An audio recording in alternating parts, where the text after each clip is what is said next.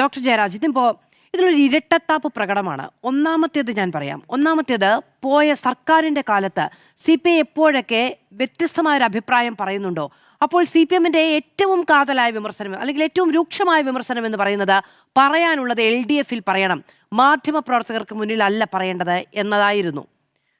അപ്പോൾ അങ്ങനെ CPIയെ കുറ്റം പറഞ്ഞുകൊണ്ടിരുന്ന ആളുകൾ 2 പത്രസമ്മേളനങ്ങളിലാണ് പിണറായി വിജയൻ ഒന്ന് CPI ചോദിച്ചുകൊണ്ടേയിരിക്കും എന്ന് പറഞ്ഞവരെ വളരെ ചെറുതായി കണ്ടു.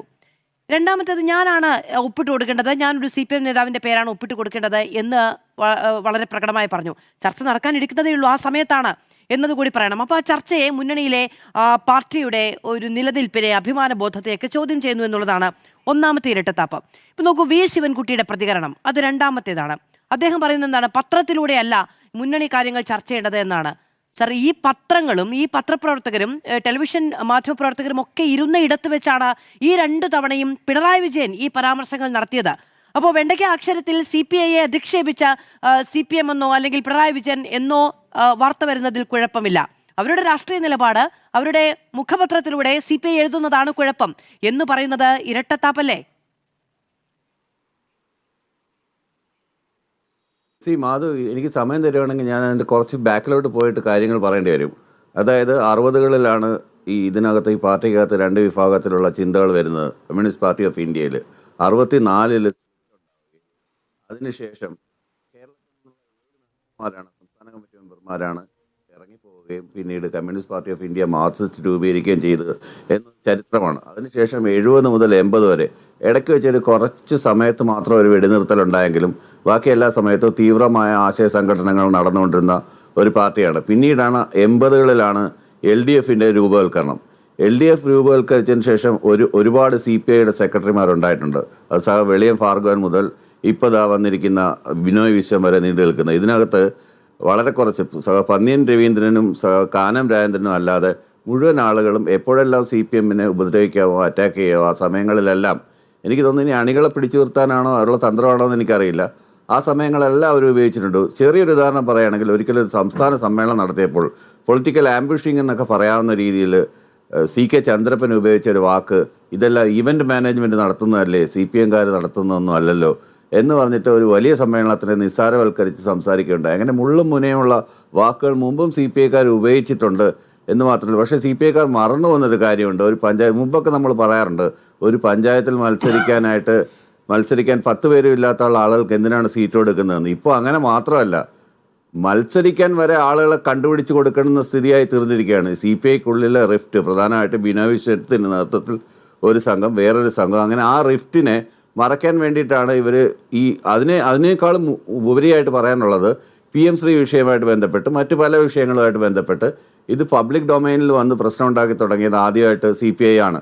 ആ പ്രശ്നങ്ങൾ ഉണ്ടായതിൻ്റെ ഭാഗമായിട്ടാണ് നേരത്തെ കോൺഗ്രസ് UDF സെറ്റ് ചെയ്ത് വെച്ചിരുന്ന ഒരു അജണ്ടയുണ്ട്, സംഘപരിവാറുമായിട്ട് കൈകോർക്കുന്നു എന്നുള്ള ഒരു അജണ്ടയ്ക്ക് മുന്നണിക്കകത്ത് നിന്നുകൊണ്ട് തന്നെ ഒരു സപ്പോർട്ട് വരുന്നു എന്ന് തോന്നുന്നത് CPIയുടെ എടുത്തുചാട്ട സമീപനമായിരുന്നു. അത് വേണമെങ്കിൽ LDFൽ പറയാമായിരുന്നു. ഇത്തരം വിഷയങ്ങളുണ്ടെങ്കിൽ അത് LDFൽ പറയാമായിരുന്നു. അന്ന് പരസ്യ പ്രസ്ഥാനങ്ങളായിട്ട് വന്നവരാണ് ഈ CPIക്കാരെന്നുള്ള കാര്യം ഓർക്കണം. ഇപ്പോൾ ഇല്ലാത്തൊരു പദവിക്ക് വേണ്ടി പുതിയൊരു ചട്ടം ഉണ്ടാക്കുകയും പുതിയൊരു കീഴ്വഴക്കുണ്ടാക്കുകയും. ഡോക്ടർ ജയരാജ്, ഇപ്പം പബ്ലിക് ഡൊമൈനിൽ PMC അടക്കമുള്ള വിഷയങ്ങളിൽ CPI വന്നു സംസാരിച്ചു, അത് മുന്നണിയിലായിരുന്നു സംസാരിക്കേണ്ടത്, CPIയുടെ എടുത്തുചാട്ടമാണത് എന്ന് പറഞ്ഞു. CPI സംസാരിക്കേണ്ടത് LDFലായിരുന്നു അല്ലേ? PMCയുമായി ബന്ധപ്പെട്ട് LDF PMC ഒപ്പുവെക്കുന്നത് വരെ ആ വിഷയം ചർച്ച ചെയ്തോ? അല്ലെങ്കിൽ CPI പ്രതിനിധീകരിച്ച് CPIയുടെ മന്ത്രിമാർ നിലപാടെടുക്കേണ്ടത് ക്യാബിനറ്റിലായിരുന്നു? PMCയിൽ ക്യാബിനറ്റിൽ ആ വിഷയം ചർച്ച ചെയ്തോ? ഇത് ഒപ്പുവെച്ചതിന് ശേഷമാണ് CPIയുടെ മന്ത്രിമാർ പോലും അറിയുന്നത്. അപ്പോൾ ആ മാന്യതയോ തുല്യാവകാശമോ നൽകാതെ ഈ കാര്യങ്ങൾ ഏകപക്ഷീയമായി തീരുമാനമെടുത്ത് PMC പോലെ നയപരമായ രാഷ്ട്രീയമായ തീരുമാനമെടുക്കേണ്ട വിഷയങ്ങൾ കൈകാര്യം ചെയ്ത് ആരൊക്കെയോ വന്നിരിക്കുന്നു, ഞങ്ങൾ 4 സീറ്റ് കൊടുക്കുന്നതുകൊണ്ട് അവിടെ വന്നിരിക്കുന്നു എന്ന നിലപാട് ക്യാബിനറ്റ് മിനിസ്റ്റേഴ്സിനോട് പോലും കാണിച്ചിട്ട് ഇത് പാർട്ടിക്കുള്ളിൽ പറയണമായിരുന്നു, അല്ല മുന്നണിക്കുള്ളിൽ പറയണമായിരുന്നു എന്ന് പറഞ്ഞാൽ മുന്നണി ചർച്ച ചെയ്യാതെ ഒപ്പിട്ടുപോയത് ആരാണ് എന്നൊരു ചോദ്യം ഉണ്ടാവില്ലേ? തീർച്ചയായിട്ടും അങ്ങനെ ഒരു ചോദ്യം സ്വാഭാവികമായിട്ട് ഉന്നയിക്കപ്പെടാം. കാരണം ഈ പറഞ്ഞത് സത്യം തന്നെയാണ്. PM ശ്രീ വിഷയത്തിൽ ക്യാബിനറ്റിൽ ചർച്ച ചെയ്തില്ല എന്നുള്ള സത്യം തന്നെയാണ്. പക്ഷേ എന്തിനാണ് അത് ഒപ്പിട്ടതെന്നുള്ള കാര്യം കൂടെ മനസ്സിലാക്കണം. തികച്ചും സതുദ്ദേശപരമായിട്ട് SSKയുടെ ഫണ്ട് മേടിച്ചെടുക്കാൻ വേണ്ടി മാത്രമാണ് അതിനുശേഷം ക്യാപ്റ്റൻ അബയൻസ് എന്ന് പറഞ്ഞ രീതിയിൽ അത് മാറ്റി വെച്ചിരിക്കുകയാണ്. No. അപ്പോൾ അത് പറഞ്ഞ് അതിനൊരു വലിയ പർവ്വതീകരിച്ച് ഊതിപ്പെരുപ്പിച്ച് ഒരു വലിയ വിഷയമാക്കി മാറ്റുകയും നമ്മൾ ഇത് ഒപ്പുവെക്കുന്നത് എന്നത് ആ മുന്നണിയിൽ അവരുടെ രാഷ്ട്രീയമായ ഐക്യം, അവരുടെ ബോധ്യം ഉണ്ടാക്കിയെടുത്തതിന് ശേഷമായിരുന്നു അത് ചെയ്യേണ്ടത്. ക്യാപ്റ്റൻ അബയൻസ് എന്ന് വെച്ചത് ഒരു തോന്നലിന്റെ പുറത്തല്ല, അത് CPI ഉയർത്തിയ, അങ്ങ് നേരത്തെ പറഞ്ഞ പബ്ലിക് ഡൊമൈനിൽ ഉയർത്തിയ ശക്തമായ പ്രതിരോധം കൊണ്ടാണ്. ഇനി പറയൂ, ഞാൻ ഇടപെടില്ല. അങ്ങനെ വേണമെങ്കിൽ അതിനെ വായിച്ചെടുക്കാം. പക്ഷേ ഇപ്പോഴത്തെ സാഹചര്യത്തിൽ ഇപ്പോഴെന്തിനാണ് ഒരു പ്രതിപക്ഷ ഉപനേതാവ് സ്ഥാനത്തിനെ കുറിച്ച് അവർ കഷ്ടപ്പെടുന്നത്? അവർക്ക് കൂടുതൽ സീറ്റ് കിട്ടിയോ? അല്ലെങ്കിൽ അവരുടെ സംഘടനാ നില സ്ട്രെങ്ത് കൂടിയോ ഇവിടെ? അതല്ലെങ്കിൽ കൂടുതൽ അണികളുണ്ടായോ? ഒന്നുമില്ലല്ലോ. ഇപ്പോഴും CPM-ന്റെ സപ്പോർട്ടോട് കൂടിയല്ലേ ഈ ഇരിക്കുന്ന കൊമ്പ് മുറിക്കുന്ന സമീപനം എത്ര നാളുകളായി CPI തുടരുന്നു? ഇരിക്കുന്ന കൊമ്പല്ലേ അവർ മുറിച്ചുകൊണ്ടിരിക്കുന്നത്.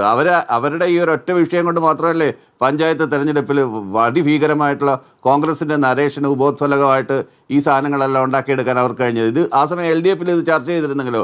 ശരി, ക്യാബിനറ്റിൽ ചർച്ച ചെയ്തില്ല. ആ ഒരു മര്യാദ CPI കാണിക്കാതിരുന്നത് എന്തുകൊണ്ടാണ്? എന്നിട്ട് ഇപ്പോൾ വന്നിട്ട് അഭിപ്രായം പറയുന്നത്, ഇന്നിപ്പോൾ ജനയുഗത്തിനകത്ത് സത്യൻ മൊകേരി എത്രയോ തവണ CPM-ന്റെ വോട്ട് മേടിച്ച് ജയിച്ച് MLA ആയ ഒരാളാണ് സത്യൻ മൊകേരി, MP ആയ ഒരാളാണ് സത്യൻ മൊകേരി. അത് ഞാൻ പറയുന്നതല്ല. എന്നാൽ സത്യൻ മൊകേരി എഴുതിയേക്കുന്ന ആർട്ടിക്കിൾ എന്ന് എടുത്ത് വായിച്ചു നോക്കൂ, ജനയുഗത്തിലെ ആർട്ടിക്കിളിൽ.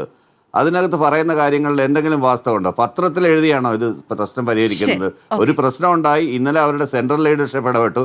മുമ്പ് രാജ്യസഭ സീറ്റുമായിട്ട് ബന്ധപ്പെട്ട് വെളിയിൽ ഭാർഗവന് ഒരു വിഷയം ഉണ്ടായപ്പോൾ ആ വിഷയം AK സെൻറ്ററിൽ നിന്ന് ഇറങ്ങിപ്പോവുകയും പിന്നീട് അത് സെൻട്രൽ ലീഡർഷിപ്പ് ഇടപെട്ടിട്ടാണ് അന്ന് ആ പ്രശ്നം സോൾവ് ചെയ്തത് വർഷങ്ങൾക്ക് മുമ്പ്. ആ സെൻട്രൽ ലീഡർ അതുകൊണ്ട് പല ഘടകകക്ഷികളും ഇതിനകത്ത് നിന്ന് അകന്നു പോവുകയുണ്ടായി. CPM LDF-നകത്ത് നിന്ന് പല ഘടകകക്ഷികൾ ആ പ്രശ്നമായിട്ട് ബന്ധപ്പെട്ട് അകന്നു പോവുകയുണ്ടായി. അതുപോലെ ഒരു സീറ്റ് വെച്ച് മാറാനോ അതല്ലെങ്കിൽ ഒരു സീറ്റിൽ റെഡ്യൂസ് ചെയ്യാനോ അല്ലെങ്കിൽ ഇൻക്രീസ് ചെയ്യാനോ ഒരു തരത്തിലുള്ള നീക്കുപോക്കുകൾക്കോ, അതായത് ഒരു തരത്തിൽ ബെൻഡ് ചെയ്യാത്തൊരു പാർട്ടിയാണ്. ഒരു മുന്നണി സംവിധാനം ആകുമ്പോൾ പരസ്പരം അങ്ങോട്ടും ഇങ്ങോട്ടും വിട്ടുവീഴ്ചകൾ വേണം. ഒരു സൈഡിൽ നിന്ന് മാത്രം വിട്ടുവീഴ്ചകൾ. ഇപ്പോൾ സെൻട്രൽ ലീഡർഷിപ്പ് ഇടപെട്ടു, CPI-യുടെ സെൻട്രൽ ലീഡർഷിപ്പ് ഇടപെട്ടു. ഇപ്പോൾ അന്നത്തെ കാലത്ത് AB വർദ്ധനായിരുന്നു, ഇപ്പോൾ D രാജയാണ്. D രാജ ഇടപെട്ട് പറയാണ് കുറച്ചുകൂടെ ഇത് ചെയ്യണമെന്ന് പറഞ്ഞ്. സാധാരണ അങ്ങനെ ചെയ്യാറുണ്ട്, പക്ഷേ ഇത്തവണ അങ്ങനെ ചെയ്യുമെന്ന് എനിക്ക് തോന്നുന്നില്ല. കാരണം എന്ന് വെച്ചാൽ സംസ്ഥാന കമ്മിറ്റി ഉറപ്പിച്ച് തീരുമാനിച്ചിരിക്കുകയാണ് ഈ ഒരു കാര്യത്തിൽ ബെൻഡ് ചെയ്യാൻ ഉദ്ദേശിക്കുന്നില്ല. കാര്യം അനാവശ്യ വിവാദമാണ്, അനാവശ്യ പദവിയാണ്, അനാവശ്യ ഡിമാൻഡാണ്, അനാവശ്യ സന്ദർഭമാണ്. അതുകൊണ്ടാണ് ഈ ഒരു വിഷയത്തിൽ അങ്ങനെ ഒരു ഇതുണ്ടായത്. ശരി, ഞാൻ അങ്ങനെ ഒരു ചോദ്യം ചോദിക്കുകയല്ല, എനിക്കത് പറഞ്ഞു പോകേണ്ടതുണ്ട് എന്ന് തോന്നുന്നു. മുന്നണി സംവിധാനമാണ് തെരഞ്ഞെടുപ്പിനെ നേരിടുന്നത്. അവിടെ CPM-ന്റെ വോട്ട് വാങ്ങിയിട്ടല്ല LDF-ന്റെ സ്ഥാനാർത്ഥികൾ ജയിക്കുന്നത്, LDF-ന്റെ വോട്ട് വാങ്ങിയിട്ടാണ്. ഇതൊക്കെ ഒരു മുന്നണി മര്യാദകളാണ്. നമുക്ക് വാചകങ്ങളിൽ പോലും നഷ്ടപ്പെടുന്ന മുന്നണി മര്യാദകളുടെ പ്രശ്നമാണ് ഏറ്റവും അവസാനം CPI-യുടെ ഏറ്റവും അഭിമാനബോധമായി പരിസമാപ്തിയിൽ എത്തിയിരിക്കുന്നത് എന്നത്. ശരി, അല്ല മാധു, ഒരൊറ്റ കാര്യം കൂടെ പറഞ്ഞ് ഞാൻ നിർത്തിക്കോളാം. വളരെ കൊച്ചു പ്രായത്തിൽ ഞാൻ എൻ്റെ പ്രദേശത്ത് രാഷ്ട്രീയ പ്രവർത്തനം നടങ്ങിയ കാലം നൂടാൽ അവിടെ LDF-ന്റെ സ്ഥാനാർത്ഥിയായിട്ട് CPI-ന്റെ ഒരാൾ മത്സരിക്കുകയാണെങ്കിൽ ആ വാർഡിൽ CPI-കാരുണ്ടെങ്കിൽ ആ CPI-കാരുടെ വോട്ടും അവരുടെ കുടുംബക്കാരുടെ വോട്ടും കുറച്ചിട്ട് മാത്രമാണ് ഞങ്ങളൊക്കെ ഭൂരിപക്ഷം എണ്ണിക്കൊണ്ടിരുന്നത്. കാര്യം ഉറപ്പായിട്ടും ആ വോട്ട് കോൺഗ്രസിൻ്റെ പെട്ടിയിൽ ചെന്ന് വീഴുമെന്ന് അന്നത്തെ കാലം തൊട്ട്, എനിക്ക് 15 വയസ്സുള്ള കാലം തൊട്ടേ എനിക്ക് അറിയാവുന്ന കാര്യമാണ്. അന്ന് തൊട്ട് ഇരിക്കുന്ന കൊമ്പ് മുറിക്കുന്ന സ്വഭാവം കാണിച്ചുകൊണ്ടിരുന്ന ഓരോ പ്രദേശത്തെ CPI-കാരെ എടുത്തു നോക്കൂ, എവിടെയെല്ലാം CPM-നെ അറ്റാക്ക് ചെയ്യാം. അതുകൊണ്ട് അവർക്ക് എന്ത് കിട്ടുമെന്ന് എനിക്കറിയില്ല. കോൺഗ്രസുമായിട്ട് അടിയന്തരാവസ്ഥ കാലത്ത് ചേർന്ന് ഭരിച്ചിട്ട് കേരളത്തിലെ യുവാക്കളെ കേരളത്തിലെ എല്ലാ മണ്ഡലങ്ങളിലും അങ്ങനെ ജനറലൈസ് ചെയ്ത് പറയാൻ കഴിയുന്ന തരത്തിൽ CPI കുതികാൽ വെട്ടുന്നവരാണ് എന്നൊരു തിരിച്ചറിവ് CPM-ന് ഉണ്ടെങ്കിൽ പിന്നെ ഈ പറയുന്ന മുന്നണി സംവിധാനം മുന്നോട്ട് പോയിട്ട് കാര്യമില്ല. എനിക്കത് ജനറലൈസ് പറയാനുള്ള ഒരു ഡാറ്റയും എൻ്റെ അടുത്തില്ല. ഇനിയിപ്പോൾ അങ്ങയുടെ പ്രാദേശിക രാഷ്ട്രീയ പരിസരത്ത് അത്തരത്തിൽ മുന്നണി മര്യാദയ്ക്ക് വിരുദ്ധമായി പ്രവർത്തിക്കുന്ന CPI-കാരുണ്ടെങ്കിൽ അങ്ങേക്കത് സ്വാനുഭവത്തിൽ നിന്ന് പറയാം. പക്ഷെ എനിക്ക് അങ്ങനെ പറയാനുള്ള ഒരു ഡാറ്റയും എൻ്റെ കൈവശമില്ല. അങ്ങനെ ഉണ്ടെന്ന് ക്ഷമിക്കുമല്ലോ ഞാൻ.